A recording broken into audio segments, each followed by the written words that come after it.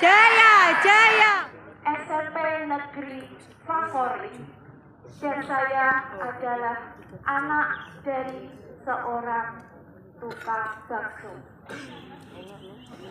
Berawal dari HP baru yang diberikan orang tua saya membuka aplikasi Facebook yang akan membuat saya mengenal banyak teman. Awalnya saya hanya melihat-lihat, tetapi ada seseorang yang dengan rajinnya mengirimkan DM kepada saya. Hai, boleh saya mengenal kamu? Saya melihat dan saya tertarik dengan kamu. Kemudian Denis tidak merespon. Berkali-kali Denis tidak merespon. Tetapi Denis selalu berusaha dan mend-DM-nya. Akhirnya Denis merasa kesepian dan merespon. Ya boleh. Nama saya Denis. Saya berusia 14 tahun. Kemudian Denis, hei, senang kenalan dengan kamu. Saya Denis, saya juga siswa SMP kelas 3. Saya berasal dari Cikarang. Akhirnya terjadi chat yang terus-menerus dan mengakibatkan mereka dekat. 4 bulan kemudian, Denis meminta Denis menjadi pacarnya. Kamu mau nggak jadi pacar saya? Kata Denis. Denis pun tidak segan-segan untuk menolaknya. Berkali-kali Denis menolaknya. Tapi Denis berkali-kali juga berusaha. Denis pun akhirnya 2 bulan setelah perkenalan itu menerimanya. Di minggu kedua mereka memutuskan untuk berpacaran. Akhirnya mereka melakukan perjanjian, yaitu bertemu di suatu tempat. Gimana kalau kita janjian? Kata Denis. Denis, wah aku kok masih takut ya? Aku bawa teman ya? Ya no, saya juga nanti bawa teman kok. Kata Denis. Oke, kalau gitu kapan? Jam berapa? Minggu ya, jam 7 kita ketemu. Denis. Akhirnya jam 7 tepat, bersiap-siaplah si Denis membawa temannya, mengajak temannya untuk bertemu di suatu tempat. Hati-hati nanti ada pertanyaan ya.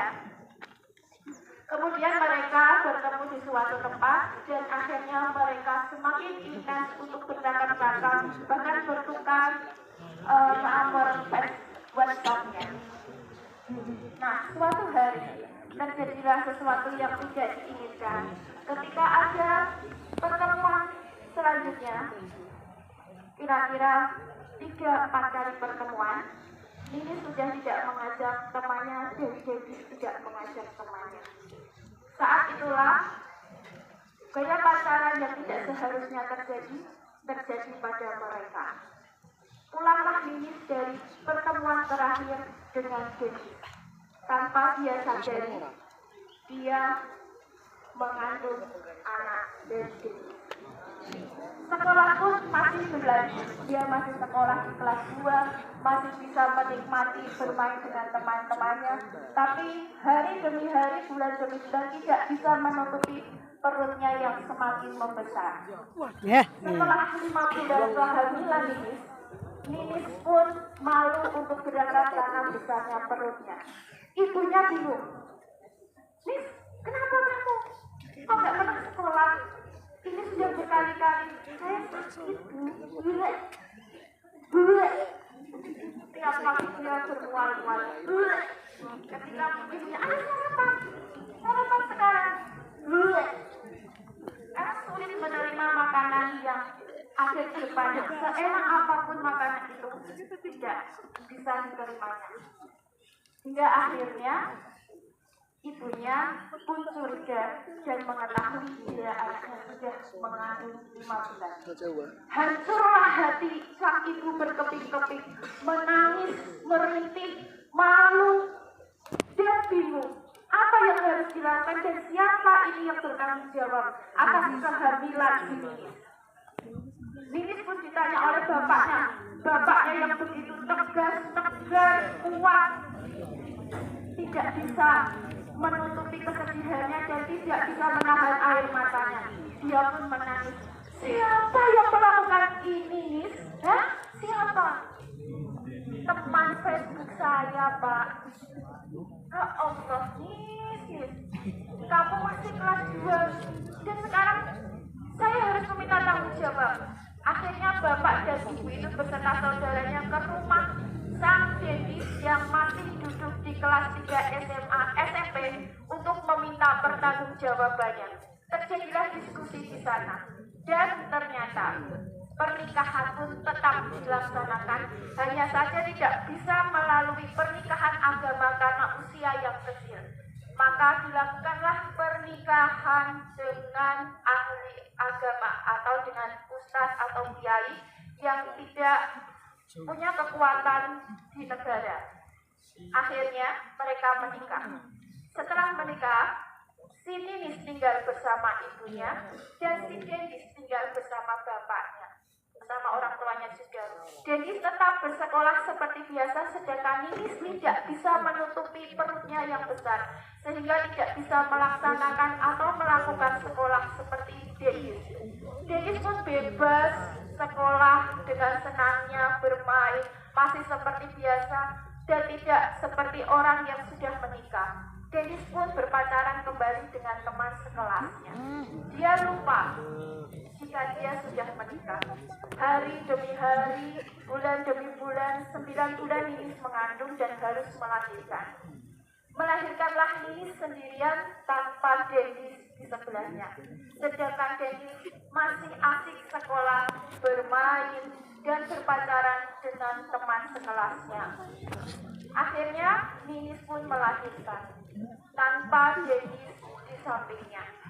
Sakit rasa Ninis, trauma rasa Ninis.